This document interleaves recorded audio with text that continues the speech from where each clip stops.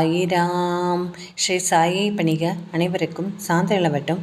நல்லதே செய்வோம், நல்லதே நடக்கும். சாய்ராம். நம்ம எல்லாருமே ஒரு நார்மலான ஒரு வழியை நோக்கி தான் நம்ம வழியில் செயல்பட்டுருக்கோம். அதாவது சில பேர் பிஸ்னஸ் செய்வாங்க, சில பேர் வேலை செய்வாங்க, சில பேர் படிப்பாங்க.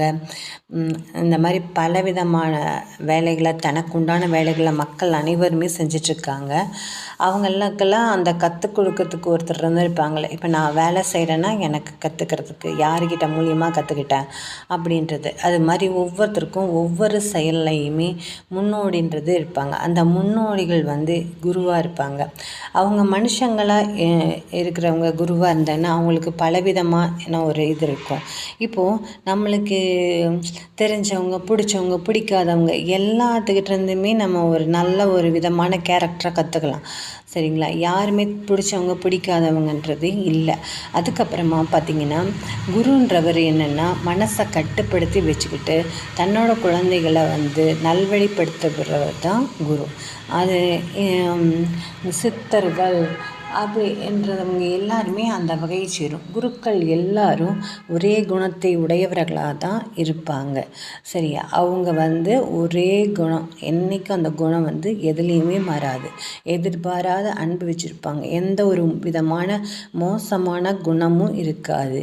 யார் என்ன சொன்னாலும் சரி சரின்னு போயிட்டே இருப்பாங்க. யார்கிட்டையும் வாக்குவாதம் பண்ண மாட்டாங்க, கோபப்பட மாட்டாங்க, பொறாமை இருக்காது, ஆடம்பரம் இருக்காது, அவசரம் இருக்காது. அப்புறம் நிதானத்தோடு தான் இருப்பாங்க, அமைதியாக இருப்பாங்க, அன்பாக இருப்பாங்க, சகிப்புத்தன்மையோடு இருப்பாங்க. இந்த விதமான பல விஷயங்களை கொண்டவங்கள தான் நம்ம குருன்றோம். அப்பேற்பட்ட குரு யாரை மாதிரின்னு சொன்னோன்னா ஆற்றை போல குரு. சரி, யாரும் உங்களுக்காக ஓடவில்லை. நீங்கள் இருந்தாலும் சரி, இல்லாவிட்டாலும் சரி, அது தன் பாட்டுக்கு ஓடிக்கொண்டே தான் இருக்கும். உங்களுடைய தாகத்துக்காக, உங்களுடைய விளை நிலத்தின் தாகத்துக்காக அது ஓடவில்லை. அது வெறுமனே இயல்பாக ஓடிக்கொண்டிருக்கிறது. நீங்கள் அதன் மூலம் உங்கள் தாகத்தை தணித்து கொள்ளலாம் அல்லது தவறவிடலாம். அது உங்களை பொறுத்தது. அது உங்களுக்காக ஓடவில்லை. நீங்கள் உங்களுடைய விளை நிலத்துக்கு அதன் மூலம் தண்ணீர் பாய்ச்சுவதோ அல்லது உங்களுடைய தேவைக்கு அதை உபயோகப்படுத்தி கொள்வதோ ஒரு செயலானது தான். ஒரு குரு என்பார் ஒரு ஆறு போல. ஆனால் சீடர்கள் என்பவர்கள் தற்செயலாக வந்தவர்கள்தான். அவர் வெறுமனே அன்புமயமாக வழிந்து கொண்டிருக்கிறார். அதில் நீங்கள் பங்கு பெறலாம், மகிழ்ச்சி அடையலாம். அவருடைய அன்புமயமான தன்மையில் பங்கு பெறலாம். நீங்கள் அவருடைய அன்பால் ஆக்கிரமிக்கப்படலாம். ஆனால் அவர் உங்களுக்காக இல்லை. அவர் உங்களுக்காக அன்புமயமாக இருக்கவில்லை. அவர் வெறுமனே அன்பாக இருக்கிறார். அப்படின்னா அவர் எல்லாம் சொல்கிறதுனால எனக்கு அவர் ரொம்ப பிடிச்சி போயிடுது. அப்போ அவர் எனக்கு மட்டுமே உரித்தானவர்னு நான் சொந்தம் கொண்டாட முடியாது. ஏன்னா அவர் எல்லாத்துக்கும் பொதுவானவர். நாம் அன்பு வச்சாலும் வைக்காட்டியும் அவர் அன்புமயமானவர். சரியா? அத்தகைய குருவே ஆச்சரியப்படக்கூடிய ஒரு விஷயமா நம்ம மகாபாரதத்தில் ஒரு கதை இருக்குது. என்னென்னா, கர்ணன் வீரத்திற்கு குறைவில்லை, ஆனாலும் குரு வேண்டுமே.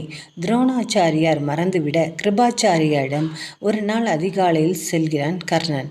மாணவர்களின் திறமையை சோதிக்க வானில் பறக்கும் ஒரு பறவையை குறிப்பார்த்து வீழ்த்தச் சொல்கிறார் கிருபாச்சாரியார். ஒரே அம்பில் பறவையை வீழ்த்திவிட்டு தேரேறி போய்விடுகிறான் அர்ஜுனன். இப்போது கர்ணனின் முறை. அம்பை நாணில் பூட்டியாயிற்று. ஒரு கணம் வானில் பறவையை குறிப்பார்த்தவன் என்ன நினைத்தானோ தெரியவில்லை. அம்பையும் வில்லையும் கீழே வைத்து விட்டான். மிகச்சிறந்த வில் வீரனான கர்ணன் அப்படி செய்தது குருவுக்கு ஆச்சரியத்தை கொடுத்தது. காரணத்தை கர்ணனிடமே கேட்டார்.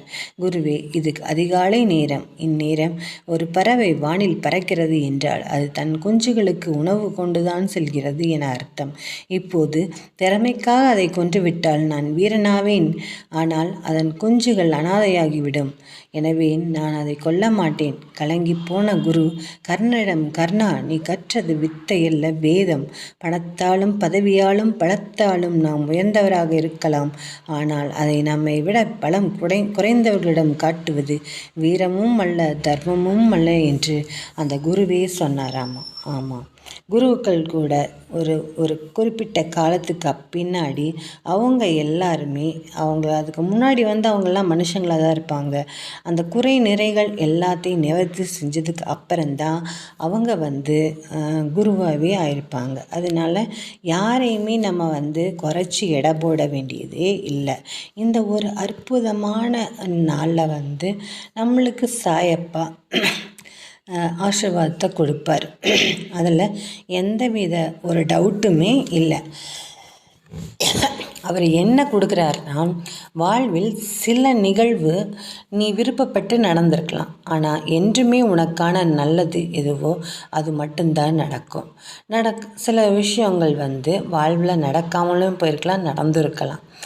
ஆனால் உனக்கான நல்லது எதுவோ அது மட்டும்தான் நிரந்தரமாக நடக்கக்கூடிய, உங்ககிட்ட பர்மனெண்ட்டாக இருக்கக்கூடிய ஒரு விஷயமா இருக்கும். உன் விருப்பம் இல்லாமல் உன்னிடம் ஒரு நிகழ்வு வருகின்றது என்றால் உன் சாய் தேவா உன் அருகில் உனக்கான நல்லதை எடுத்து தருகிறார் என்று நம்பிக்கை கொள். நீ விரும்பியதை மட்டும்தான் உன் கண்கள் பார்க்கும். உனக்கான நல்லதை பார்க்க மறந்து விடுவாய். அதை உன் கண்கள் பார்க்க வண்ணம் நான் செய்வேன். உன்னை படைத்தவன் நான் என்று உணரும்போது உனக்கானதையும் சேர்த்து நானே படைத்திருப்பேன். எல்லாம் தக்க நேரத்தில் அமையும். அவற்றுடன் என் சீரான ஆசீர்வாதங்களும் உன்னை சேரும். சுபிட்சமாய், சந்தோஷமாய், நிம்மதியாய் இனி வாழ்வாய் அப்படின்னு சொல்லியிருக்காரு.